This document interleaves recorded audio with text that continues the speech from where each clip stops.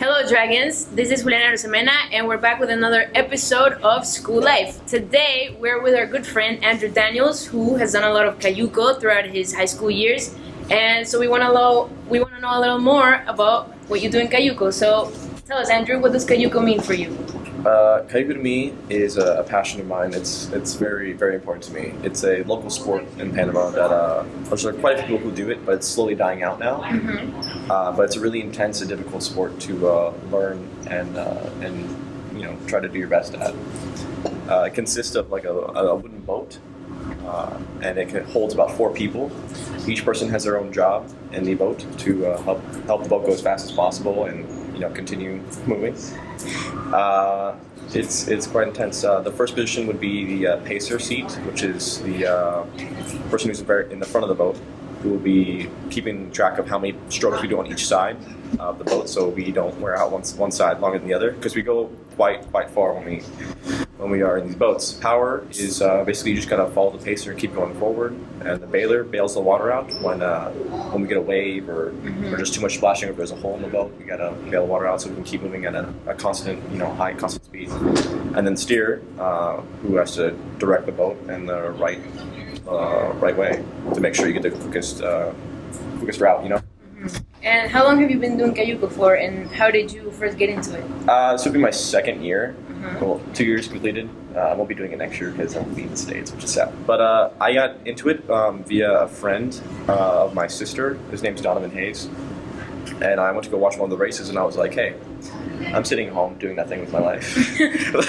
I sit there and watch movies all day. What am I doing?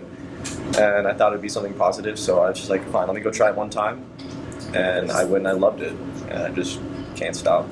That's great. And what's the name of your boat? The one I paddled this year is called Misconception, and it's by far my favorite boat so far. So it's What makes it your favorite boat? Probably because it's just, as you can tell, it's really well built, and boat building time. All right, cool. So there's 2 boats, right? There's there's open class boats, because there's 2 categories in Cayuco. There's one for the adults, which is 21 and up, and there's one for juvenile, which is 21 and below, or 20 and below. And so with juvenile, everything is traditional. So all the boats are made out of a log. There's no strips of wood, or it's not. So every boat has their own, its own story almost, like its own like characteristics. It's a one piece. Yeah, like there's it's unique. And in open class, you can mold your boats. I did practically perfectly built, also as well.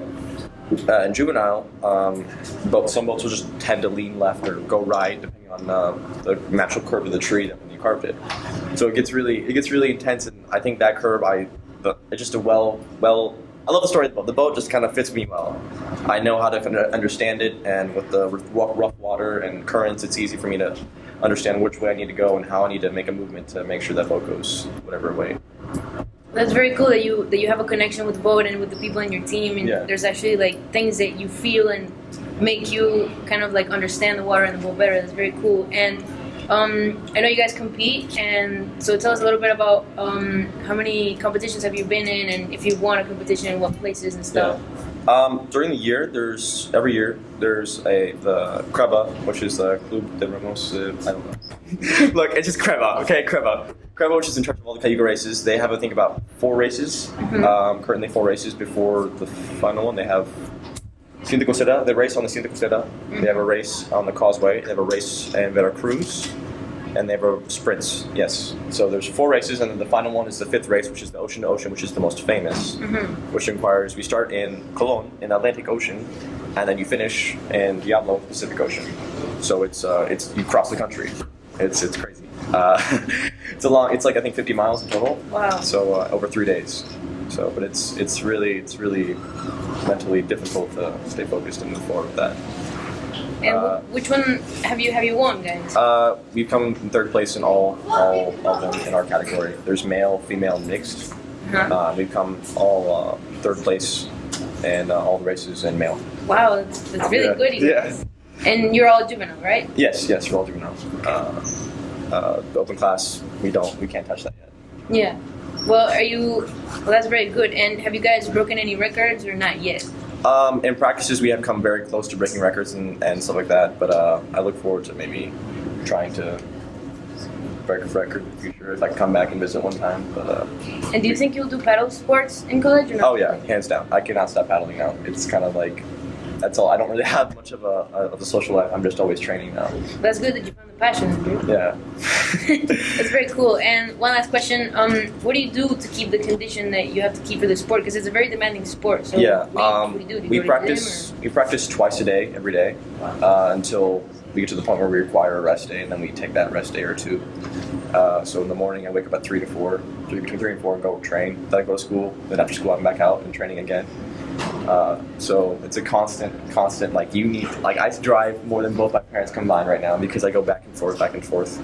It's really demanding. I mean, you need gas. You need a lot of food because you burn tons of carbs and tons of energy just paddling for miles. Because we practice, we do 12 miles, 18 miles, 20 miles depending on the practice. Yeah. It's a very time consuming, very, you know. And do you stick to a strict diet? Oh yeah, we do. And healthy foods. Straight up, like we do a lot of carb. We do a lot of carbs to keep on stuff. We do a lot of proteins, chicken breast. It's very common. Really high on protein. Healthy foods. Make home cooked meals. A lot of that too. Eat your greens and stuff. So just basic like that you would consider, but you need a lot more. I eat 7 times a day. Wow. So, yeah, and I'm talking about like 7 snacks. I'm eating 7 meals a day. Wow, that's a lot. Yeah. Okay, well, thank you so much for coming and telling us about this incredible experience, this incredible sport you do, and thank you guys for watching. This has been School Life with me, Juliano Semena, and our very special guest, Andrew Daniels. We hope you enjoy. Thank you, guys. Woo!